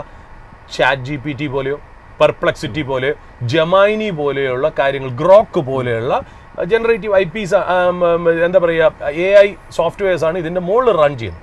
ഇപ്പോൾ സോഫ്റ്റ് ബാങ്കിൻ്റെ പൈസ ഹാർഡ്വെയറിൽ നിന്ന് മാറി ഈ സോഫ്റ്റ്വെയർ, അതായത് ChatGPT പോലത്തെ, അതായത് OpenAI പോലത്തെ കമ്പനിയിലേക്ക് കൂടുതലേക്ക് വരുന്നു. Is it A shift? അതാണ് അതിനകത്ത് ഇമ്പോർട്ടൻ്റ് ആയിട്ടുള്ള കാര്യം. അങ്ങനെയാണ് എന്നുണ്ടെങ്കിൽ ഇവിടെ വെച്ച് ചിലപ്പോൾ ഇന്ത്യൻ കമ്പനീസിൻ്റെ ബെനിഫിറ്റ് മാറിയേക്കാം. കാര്യം ഇന്ത്യ ആർട്ടിഫിഷ്യൽ ഇൻ്റലിജൻസ് വാല്യൂ ചെയിനിൽ ഈ ഹാർഡ്വെയർ പാർട്ടിലാണ് വീക്ക്. എന്നാൽ ഇതിൻ്റെ സോഫ്റ്റ്വെയർ പാർട്ട്, അതായത് എവിടെയെങ്കിലും വെച്ച് you cannot have a situation whereby ഇങ്ങനെ എക്സ്പോണൻഷ്യൽ ആയിട്ട് ഒരു കാര്യം ഗ്രോ ചെയ്യാൻ പറ്റില്ലല്ലോ. ഈ ഹാർഡ്വെയറും NVIDIAയും AMDയും ഇൻ്റലും അതൊക്കെ എവിടെയെങ്കിലും വെച്ച് മാറിയിട്ട് the money has to shift from one industry to another industry എന്നുള്ള, അത് ഹാർഡ്വെയറിൽ നിന്ന് സോഫ്റ്റ്വെയറിലേക്ക്, അതായത് ആർട്ടിഫിഷ്യൽ ഇന്റലിജൻസ് റിലേറ്റഡ് സോഫ്റ്റ്വെയർ ആണെന്നുണ്ടെങ്കിൽ ഇന്ത്യൻ കമ്പനീസ് ചിലപ്പോൾ അവിടെ ബെനിഫിറ്റ് വന്നേക്കാം എന്നുള്ളതാണ്. സോഫ്റ്റ് ബാങ്കിൻ്റെ സെക്കൻഡ് ക്വാർട്ടർ റിസൾട്ട്സ് നോക്കുകയാണെങ്കിൽ ഏതാണ്ട് 2.5 ട്രില്യൺ yen, അതായത് $16.6 billion on what valuation gains. OpenAIയുടെ വാല്യുവേഷൻ ഗെയിൻസ് ആണ് അതിനകത്ത് വന്നേക്കണേന്നുള്ള. അപ്പോൾ ഇതാണ് അതിനകത്തുള്ള ഇമ്പോർട്ടൻ്റ് ആയിട്ടുള്ള കാര്യം. പിന്നെ AIയുടെ ഇൻവെസ്റ്റ്മെൻറ്റ്സ് വീണ്ടും നമ്മൾ നോക്കുകയാണെങ്കിൽ Google to invest 5.8 billion in Germany. ഫ്രാങ്ക്ഫർട്ടിന് അടുത്തായിട്ടുള്ള ഒരു സിറ്റിയിൽ, ഒരു ടൗണിലാണ് അവരുടേതായ ഒരു IT ഇൻഫ്രാസ്ട്രക്ചറും ഒരു ഡേറ്റാ സെൻറ്റർ കേപ്പബിലിറ്റീസും ഒക്കെ കൊണ്ടുവരികയാണ്. ഡേറ്റാ സെൻറ്റർ കപ്പാസിറ്റി ഒക്കെ അവർ ഇൻക്രീസ് ചെയ്യാൻ പോകുന്നു. കൂടുതൽ ഇൻഫ്രാസ്ട്രക്ചർ, അതായത് യൂറോപ്പിലെ one of the largest growing എക്കണോമിയാണ് ജർമ്മനി. അവിടേക്ക് ഒരു ഇൻവെസ്റ്റ്മെൻറ്റ് കമ്മിറ്റ് ചെയ്തിട്ടുണ്ട് ഗൂഗിൾ എന്നുള്ളത് ഇമ്പോർട്ടൻ്റ് ആയിട്ടുള്ള കാര്യം. രണ്ടാമത് Microsoft plans to invest $10 billion in Portuguese data hub. അതും കൂടെ AI ഡേറ്റ ഹബിലേക്ക്, പോർച്ചുഗലിലുള്ള ഒരു കമ്പനിയിലേക്ക് ഇൻവെസ്റ്റ്മെന്റ് വരുന്നു. അപ്പം ഇൻവെസ്റ്റ്മെന്റ്സ് AI കാര്യത്തിൽ ഭയങ്കരമായിട്ട് ഫ്ലോ ചെയ്യുന്നു എന്നുള്ളതാണ്. ഇനി ഇതിനകത്ത് വേറൊരു ലാസ്റ്റ് ഞാൻ പറയുന്ന ഒരു കാര്യം, ഇന്ന് എക്കണോമിക് ടൈംസിന്റെ ഫ്രണ്ട് പേജിൽ ഒരു നല്ലൊരു ആർട്ടിക്കിൾ ഉണ്ട്. ഈ ആർട്ടിക്കിൾ അവരുടെ അഭിപ്രായമാണ്, എൻ്റെ പേഴ്സണൽ അഭിപ്രായമല്ല. അവരതിനകത്ത് പറയുന്ന ഒരു കാര്യം എന്നല്ല, അക്കോർഡിംഗ് ടു ET അവർ പറയുന്നത് വെച്ചാൽ പല IPOസും, ന്യൂ ഏജ് IPOസും അടുത്ത കാലത്ത് 2021 ശേഷം മാർക്കറ്റിൽ വലിയ വലിയ ഗ്രോത്ത് പ്രോഫിറ്റ് ഒക്കെ പ്രോമിസ് ചെയ്താണ് വന്നതെങ്കിലും ആ വന്നതിന് അങ്ങനെ പ്രോഫിറ്റ് ഒക്കെ പ്രോമിസ് ചെയ്യുമ്പോൾ ഒരു എന്താ പറയുക, ഒരു ലോഫ്റ്റി വാല്യുവേഷൻസ് ആണ് അവർ IPOന് മേടിച്ചേക്കുന്നത്. ആ ലോഫ്റ്റി വാല്യുവേഷൻസിൽ IPO കൊണ്ടുവരുമ്പോൾ അവർ പ്രോമിസ് ചെയ്തേക്കണം എന്താ, ഹൈ ഗ്രോത്തും ഹൈ പ്രോഫിറ്റ്സും ആണ്. പക്ഷെ പലരും ആ പറയുന്ന ന്യൂ ഏജ് ടെക്നോളജീസ് അതിൽ കൊണ്ടുവരാനായിട്ട് ഫെയിൽ ചെയ്തിരിക്കുന്നു എന്നുള്ളതാണ്. അതായത് ഔട്ട് ഓഫ് 33 കമ്പനീസ് IPOന് ശേഷം വന്ന 2021 ശേഷം IPO വന്ന 33 കമ്പനിയിലും 3 കമ്പനിയിൽ 1 ഈസ് റിപ്പോർട്ടിംഗ് ലോസസ് എന്നുള്ള രീതിയിലാണ് അവർ പറയുന്നതെന്നല്ല. എസ്പെഷ്യലി അവർ പറയുന്നത് വെച്ചാൽ പല company, good number of companies ഈ പ്രൈസ് ടു സെയിൽസ് എന്നൊരു വാല്യുവേഷൻ മൾട്ടിപ്പിൾ, അതൊരു 10 എന്ന് നമ്മൾ വെക്കുകയാണെങ്കിൽ 10ന്റെ മുകളിൽ ട്രേഡ് ചെയ്യുന്ന ഒരുപാട് കമ്പനികൾ, അതായത് കോസ്റ്റ്ലി വാല്യുവേഷൻ എന്ന് തന്നെ പറയാം. അവർ പറയുന്നത് ബ്ലാക്ക് ബക്ക് എന്ന് പറയുന്നത് സിംഗ ലോജിസ്റ്റിക്സ് എന്ന് പറഞ്ഞ company 27.9 times price to sales, car trade 22.4 times, CE infosystem 20.6 times, CE infosystem map my India കേട്ടോ, PB ഇൻഫാടെക് അതായത് policy bazaar 16.7 times, urban company 18.3 times, eternal Zomato 14.6 times, market cap to സെയിൽസിൻ്റെ ആണ്. Ixigo 13.2 times, idea forge 12.5 times, Paytm 12.3%, Ather Energy 11.1 times, Lenskart 10.8 times, Unicommerce e-Solution 10.6 times. അതായത് price to sales multiple 10ന് മുകളിലുള്ള ഇത്രത്തോളം ഒരു കുറച്ച് കമ്പനികളുടെ ലിസ്റ്റ് അവർ അതിനകത്ത് കൊടുത്തിട്ടുണ്ടെന്നുള്ളതാണ്. നമ്മൾ അതിനകത്ത് നോക്കുമ്പോൾ എന്നിട്ട് അവരൊരു കാര്യം കൂടെ പറയുന്നുണ്ട് കേട്ടോ, 5 കമ്പനീസ് അതായത് ഇറ്റേണൽ, ഇക്സിഗോ, ബ്ലാക്ക് ബക്ക്, സാഗിൾ, ആത്തർ ഏതാണ്ട് ട്രിപ്പിൾ ഡിജിറ്റ് റിട്ടേൺ സ്റ്റോക്ക് പ്രൈസിൽ തന്നിട്ടുണ്ട്. പക്ഷെ പ്രോഫിറ്റിന്റെ കാര്യത്തിലാണ് ഈ പ്രശ്നങ്ങൾ കംപ്ലീറ്റ് വന്നേക്കണേ എന്നുള്ളത്. അതായത് ഇപ്പൊ ഇറ്റേണലിൽ ഞാൻ ഈ പറയുന്നത് കമ്പനികളുടെ Q2 പ്രോഫിറ്റ് ആണ്, അതായത് ഈ സെക്കൻഡ് ക്വാർട്ടറിലെ പ്രോഫിറ്റും ആ കമ്പനിയുടെ മാർക്കറ്റ് ക്യാപ്പും തമ്മിലുള്ള ഒരു കമ്പാരിസൺ നമ്മൾ എടുത്തപ്പോൾ ഇറ്റേണലിന്റെ Q2 പ്രോഫിറ്റ് എത്ര? 65 കോടി. അവർ ട്രേഡ് ചെയ്യണ മാർക്കറ്റ് ക്യാപ്പ് എത്ര? 2,96,000. പോളിസി ബസാർ 51 കോടി നെറ്റ് പ്രോഫിറ്റ്, 83,500 കോടി മാർക്കറ്റ് ക്യാപ്പ്. നൈക്ക 34 കോടി പ്രോഫിറ്റ്, 75,000 കോടിക്ക് അടുത്താണ് അവരുടെ മാർക്കറ്റ് ക്യാപ്പ്. പേടിഎം 21 കോടി പ്രോഫിറ്റേ ഉള്ളൂ, 85,000 കോടി മാർക്കറ്റ് ക്യാപ്പിലാണ് ട്രേഡ് ചെയ്തത്. സ്വിഗ്ഗി നെറ്റ് ലോസ് ആണ്, 98,000 ക്രോസിൻ്റെയാണ് market cap. Delivery net loss again 32,200 crore ആണ് market cap. Ather energy net loss 25,000 crore market cap. Ola net loss 18,700 crore market cap. Urban company net loss 20,700 crore. അതായത് എന്താണ് ഈ മാർക്കറ്റ് ക്യാപ്പ്?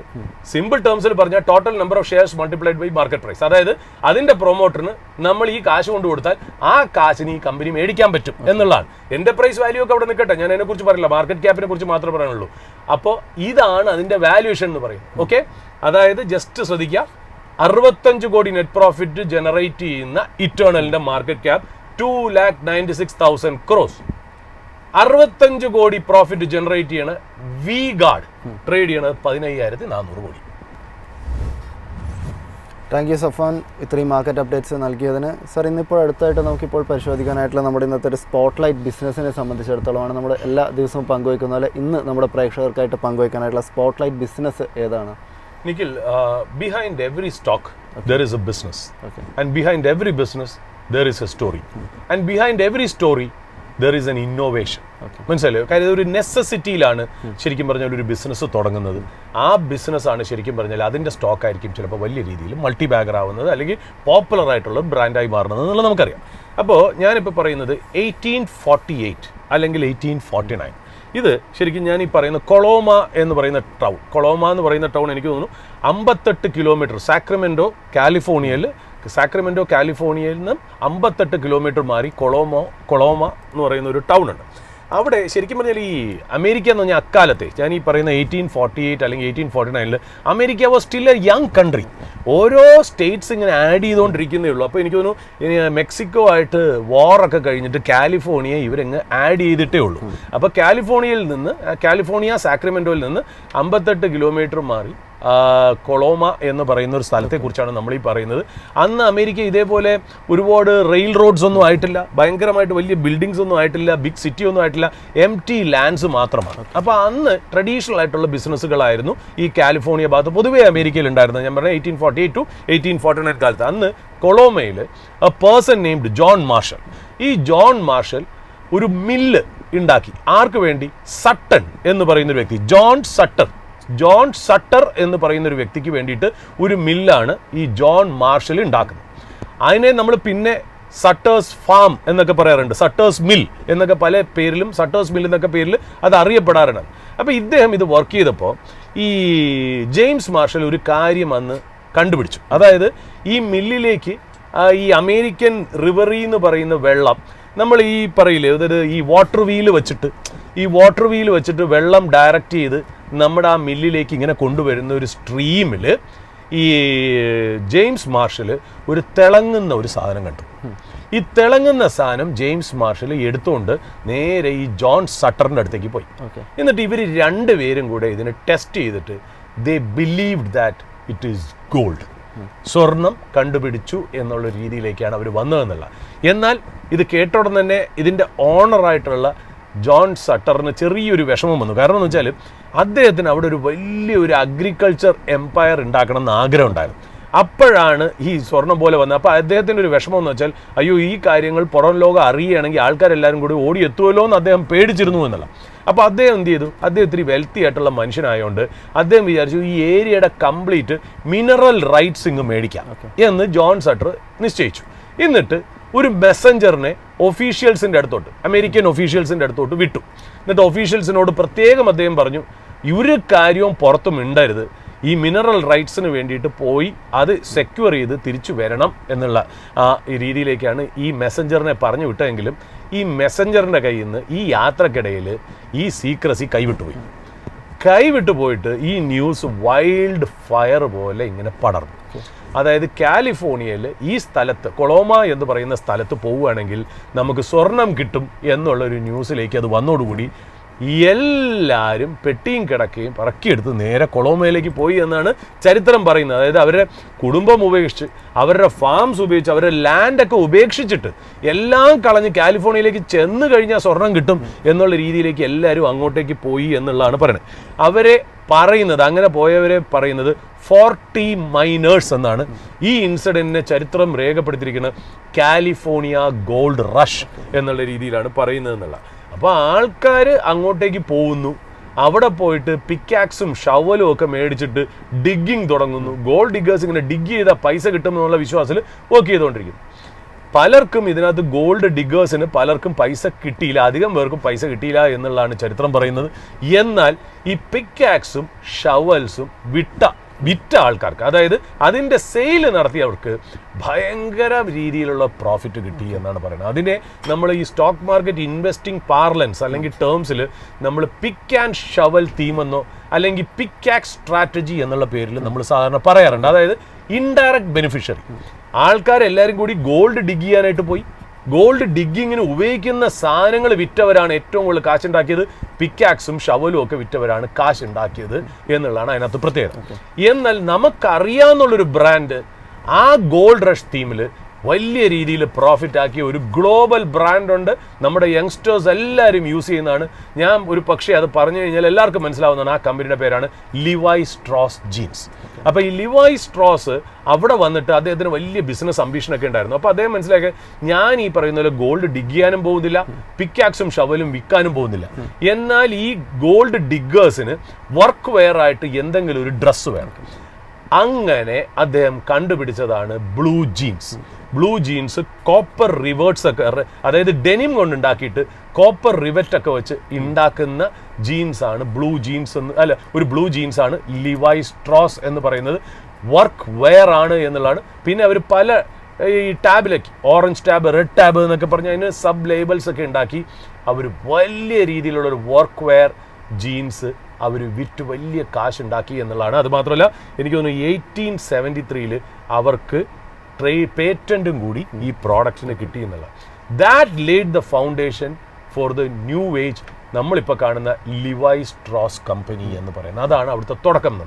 അപ്പോൾ ജീൻസിന് എങ്ങനെയാണോ ഒരു കമ്മ്യൂണിറ്റിയിൽ ഇൻഫ്ലുവൻസ് ചെയ്യാൻ പറ്റുക, അതായത് വർക്ക് വെയർ ആയിട്ട് വന്ന, അതായത് ജോലി ചെയ്യുന്ന മൈനിങ്ങിലും ഗോൾഡ് ഡിഗ്ഗിങ്ങിലും അഗ്രികൾച്ചർ ഫീൽഡിലും ഒക്കെ ജോലി ചെയ്യുന്നവർക്ക് എങ്ങനെയാണോ ഒരു വർക്ക് വെയർ ആയിട്ട് വന്ന ജീൻസ് ഇന്ന് നമ്മുടെ എല്ലാവരുടെയും വാർഡ്രോബിലെ ഇമ്പോർട്ടൻറ്റ് ഗാർമെൻ്റായി മാറി. വൈറ്റ് ഷർട്ടും ബ്ലൂ ജീൻസ് എന്ന് പറയുന്നത് എല്ലാവരുടെയും ഡ്രീമും. ഏത് സ്ഥലത്ത് ഇനിയിപ്പോൾ കോർപ്പറേറ്റ് വേൾഡിൽ പോലും ഇപ്പോൾ പലരും ജീൻസ് ഇട്ടൊക്കെ വന്ന് തുടങ്ങി എന്നുള്ളതാണ്. സ്റ്റീവ് ജോബ്സ് വരെ ഈ എന്താ പറയുക ടർട്ടിൽ നെക്ക് ടീസും ഈ ജീൻസും ഒക്കെ ഇട്ട് നടക്കുന്ന ഒരു ഇതിലേക്ക് വന്നു. പണ്ട് ടിം കുക്കും അത് തന്നെ ചെയ്തിരുന്നു എന്നുള്ളതാണ് മനസ്സിലായി. അപ്പോൾ ജീൻസിൻ്റെ ഇമ്പോർട്ടൻസ് മനസ്സിലായി. പക്ഷേ ജീൻസ് നമ്മുടെ ഇവിടെ നമ്മൾ നോക്കുകയാണെങ്കിൽ പല ബ്രാൻഡുകൾ ഇറക്കിയിട്ടുണ്ട്. Value retailers like west side അല്ലെങ്കിൽ സൂഡിയോ, മാക്സ്, റിലയൻസ് ട്രെൻഡ്സും ഒക്കെ ജീൻസ് കൊണ്ടുവന്നിട്ടുണ്ട്. അഫോർഡബിൾ ജീൻസ് എന്ന് പറയാൻ കാര്യം എന്താ, ഇപ്പോൾ നമ്മളൊരു ഗാർമെന്റ് പുതിയ GST2 2500 വിലയിൽ താഴെയുള്ള ഒരു ഗാർമെന്റ് ആണെങ്കിൽ 5% GST ഉള്ളൂ. അതിൻ്റെ മുകളിലാണെങ്കിൽ എനിക്ക് തോന്നുന്നു 18% GST ആണ്. അപ്പോൾ അഫോർഡബിൾ ലെവലിലേക്ക്, പണ്ടും ഈ പറഞ്ഞ പോലെ ലിവൈസ്, റാംഗ്ലർ ഒക്കെ, പെപ്പെ ജീൻസ് ഒക്കെ ഉണ്ടായിരുന്നെങ്കിലും ഈ സൂഡിയോ പോലത്തെ വാല്യൂ റീറ്റെയിലേഴ്സ് വന്ന് വില കുറച്ച് ഉണ്ടാക്കിയെങ്കിലും ഈ ജീൻസിന്റെ കൺസെപ്റ്റ് എന്ന് വെച്ചാൽ അതിന്റെ ലേബൽ പുറത്ത് കാണിക്കാതെ. Jeans need to have a brand. അതുകൊണ്ടാണ് നമ്മൾ ബാക്കിൽ ഒരു പാച്ച് വരുന്നത്. അപ്പം നമ്മൾ ബെൽറ്റ് ഇടുമ്പോഴും ഈ ജീൻസ് കാണണം. പണ്ട് അങ്ങനെയായിരുന്നു നമ്മൾ ആ ജീൻസിനെ പറഞ്ഞിരുന്നത്. നമ്മുടെ അവരുടെ ലേബൽ നോക്കിയിട്ട് ഇന്ന ജീൻസ് ആണോ എന്ന് കണ്ടുപിടിക്കുന്നത്. ഇപ്പോൾ ഒരു ജീൻസൊക്കെ ഒരുപാടായതുകൊണ്ട് അത് ശ്രദ്ധിക്കുന്നില്ല. എങ്കിലും ബ്രാൻഡിന് വിലയുണ്ട്. ഇന്ത്യയിൽ നമ്മുടെ ലിവൈ സ്ട്രോസിനൊക്കെ വില കൂടിയുണ്ട്. ഒരു കോമൺ മെൻ ലെവലിൽ ഹിറ്റായിട്ടുള്ള 2 ബ്രാൻഡുണ്ട്. ആ ബ്രാൻഡിൻ്റെ പേരാണ് കില്ലർ ജീൻസ് അല്ലെങ്കിൽ ലോ മാൻ ജീൻസ് എന്ന് പറയുന്നത്. അതിൻ്റെ കൂടെ PG3 അതായത് പേജ് 3 ആണെന്നാണ് ഉദ്ദേശിക്കുന്നത്. അങ്ങനെ ഒരു ബ്രാൻഡ് നെയിം കൂടെ ഉണ്ട്. ആ കമ്പനിയുടെ മറ്റുള്ള ബ്രാൻഡും പറഞ്ഞാൽ ഒരു പക്ഷേ പ്രേക്ഷകർക്ക് മനസ്സിലാവും. അതിൻ്റെ പേര് ഇൻറ്റഗ്രിറ്റി. ഈസീസ് എന്നൊക്കെ പറഞ്ഞ കാഷ്വൽ വെയർ ഒക്കെ അവർ കൊണ്ടുവന്നിട്ടുണ്ട് എന്നുള്ളതാണ്. ഈ ബ്രാൻഡിന്, അതായത് ഈ ബ്രാൻഡ് ഓൺ ചെയ്യുന്ന ബിസിനസ്സാണ് ഇന്നത്തെ നമ്മുടെ സ്പോട്ട്ലൈറ്റ് ബിസിനസ് എന്ന് പറയുന്നത്. ആ കമ്പനിയുടെ പേര് 40 ഇയർ ഓൾഡ് കമ്പനിയാണ്.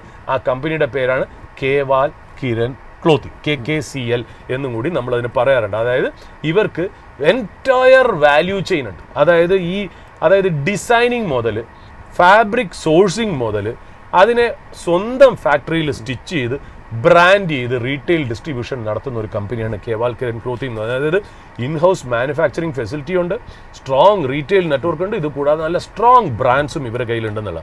ഇത് മാത്രമല്ല, ഇവരിപ്പോൾ ഡൈവേഴ്സിഫൈ ചെയ്ത് ജൂനിയർ കില്ലർ ബോയ്സിന് വേണ്ടിയിട്ട് അവർ ഇറക്കുന്നുണ്ട്. അത് മാത്രമല്ല ക്രൗസ് KRAUS എന്ന് പറയുന്ന ബ്രാൻഡ് ലേഡീസ് അല്ലെങ്കിൽ വിമൻസ് വെയർ ആയിട്ടും അവർ ഇറക്കിയിട്ടുണ്ടെന്നുള്ളതാണ്. എന്നാൽ ഇവരുടെ ലാർജസ്റ്റ് റവന്യൂ ആണ് 50 തൊട്ട് 52% ജീൻസിൽ നിന്നാണ് ഇവർക്ക് കിട്ടുന്നത് എന്നുള്ളതാണ്. ഇത് കൂടാതെ അവർക്ക് ടീസ് ഉണ്ട്, ടീഷർട്ട്സ് അതായത് ടീസ് ഉണ്ട്, പോളോ ഷർട്ട്സ് ഉണ്ട്, ഷർട്ട് ഉണ്ട്, ട്രൗസേഴ്സ് ഉണ്ട്, അങ്ങനെ ഒരുപാട് വൈഡ് റേഞ്ച് ഓഫ് പ്രോഡക്ട്സ് ഇവർക്ക് ഉണ്ട് എന്നുള്ളതാണ്. കാഷ്വൽ വെയർ ഭയങ്കരമായിട്ട് ഗ്രോ ചെയ്യുന്നു. ഇപ്പോൾ ഓഫീസിലും കാഷ്വൽ വെയർ നന്നായിട്ട് ഗ്രോ ചെയ്യുന്നു എന്നുള്ളത് ഇവർക്ക് വളരെ അഡ്വാൻറ്റേജസ് ആയിട്ട് വന്നിട്ടുണ്ട്. ഇവരുടെ 50 തൊട്ട് 54% സെയിൽസും ഇവരുടെ സ്വന്തം ബ്രാൻഡ് ഔട്ട്ലെറ്റ്സിൽ നിന്ന് തന്നെയാണ് സംഭവിക്കുന്നത്. ബാക്കിയുള്ള കംപ്ലീറ്റ് റവന്യൂ അവർക്ക് വരുന്നത് മൾട്ടി ബ്രാൻഡ് ഔട്ട്ലെറ്റ്, അതായത് ലൈഫ് സ്റ്റൈല് പോലെയോ അല്ലെങ്കിൽ ഷോപ്പ് സ്റ്റോപ്പ് പോലെയുള്ള കടകളിൽ നിന്നാണ് ഇവർക്ക് സെല്ല് ചെയ്ത് പോകുന്നത്. പിന്നെ എക്സ്പോർട്സ്, പിന്നെ ഇ കോമേഴ്സ്, ഇതിലൊക്കെയാണ് ഇവർക്ക് സെല്ല് ചെയ്ത് പോകുന്നത്. ഇവരുടെ FY25 റവന്യൂ നോക്കുകയാണെങ്കിൽ 102 കോടിയാണ് ഇവരുടെ റവന്യൂ. ഓപ്പറേറ്റിംഗ് പ്രോഫിറ്റ് 190 കോടിയാണ്. പാറ്റ് അല്ല, ഓപ്പറേറ്റിംഗ് പ്രോഫിറ്റ്. നെറ്റ് ക്യാഷ് കമ്പനിയാണ്, കമ്പനിക്ക് ഡെപ്റ്റ് ഒന്നുമില്ല. ക്യാഷ് ആൻഡ് ക്യാഷ് ഇക്വലന്റ് എത്രയെന്ന് വെച്ചാൽ എനിക്ക് തോന്നുന്നു അവരുടെ ഒരു റിപ്പോർട്ട് പറയുന്നത് 320 കോടി മുതൽ 395 കോടി വരെ ഇവർക്ക് ക്യാഷ് ഉണ്ട് എന്നുള്ളതാണ്. ഇതിൻ്റെ മാർക്കറ്റ് പ്രൈസ് 511 രൂപ പെർ ഷെയറാണ്. മാർക്കറ്റ് ക്യാപ്പ് 3147 കോടിയാണ്. ഈ കേവൽ കിരൺ ക്ലോത്തിങ്ങിൻ്റെ പ്രത്യേകത വെച്ചാൽ മാനേജ്മെൻറ്റ് ആസ്പിറേഷൻ വിഷൻ എന്താണെന്നറിയോ? അതായത് FY25 റവന്യൂ ഏതാണ്ട് 102 കോടിയാണെന്ന് പറഞ്ഞല്ലോ. അത് FY28 ആകുമ്പോഴത്തേക്കും, അതായത് ഇനി അനദർ 2 to 3 years അവരതിനെ 1500 കോടിയായിട്ട് ഉയർത്തും. ഏതാണ്ട് 50% ഗ്രോത്ത് വരും. അത് മാത്രമല്ല, ഇവരുടെ എക്സ്ക്ലൂസീവ് ബ്രാൻഡ് ഔട്ട്ലെറ്റ് ഇപ്പം 609 എങ്ങാണ്ടാണ്, 600-ന് അടുത്താണ് ഇവരുടെ ശരിക്കും പറഞ്ഞാൽ ബ്രാൻഡ് ഔട്ട്ലെറ്റ്സ് ഉള്ളത്. അതിനെ അവർ 50% ഇൻക്രീസ് ചെയ്ത് 900 EBOs എക്സ്ക്ലൂസീവ് ബ്രാൻഡ് ഔട്ട്ലെറ്റ്സ് ആയിട്ട് മാറും. ഇതെല്ലാം അവർ ചെയ്യുന്ന ഒരു healthy operating margin of 17 to 18% ചെയ്യും എന്നാണ് അവർ പറയുന്നത്. ഇത് ഭയങ്കര ഒരു അംബീഷ്യസ് ആയിട്ടുള്ള ടാർഗറ്റാണ്. ഇത് എക്സിക്യൂട്ട് ചെയ്യില്ലെന്ന് നമുക്കറിയില്ല. പക്ഷേ നമുക്ക് ഈ കേവൽ കിരൺ ക്ലോത്തിങ്ങിൻ്റെ ഒരു ബിസിനസ് അക്കാഡമിക് പർപ്പസിന് വേണ്ടി നമ്മുടെ പ്രേക്ഷകരുടെ മുന്നിൽ ഒന്ന് അവതരിപ്പിക്കണം എന്ന് ആഗ്രഹം ഉണ്ടായിരുന്നു. ഈ സ്റ്റോക്കിൽ എനിക്കോ നിഖിലിനോ ഞങ്ങളുടെ റിലേറ്റീവ്സിനോ ആർക്കോ ഇമ്മീഡിയറ്റ് റിലേറ്റീവ്സിനോ ഡയറക്റ്റോ ഇൻഡയറക്റ്റോ ഹോൾഡിംഗ് ഇല്ല. അത് മാത്രമല്ല, ഇതൊരു റെക്കമെൻഡേഷനോ ഇതൊരു സോളിസിറ്റേഷനോ ഇതൊരു അഡ്വൈസോ അല്ല. ഇത് വെറും അക്കാഡമിക് പർപ്പസിന് വേണ്ടി മാത്രമാണ്. നിങ്ങളുടെ സ്റ്റോക്ക് ഇൻവെസ്റ്റ്മെന്റ് ഒരു സെബി രജിസ്റ്റേർഡ് ഇൻവെസ്റ്റ്മെന്റ് അഡ്വൈസറിന്റെ നിരീക്ഷണത്തിലും ശിക്ഷണത്തിലും മാത്രം ചെയ്യുക.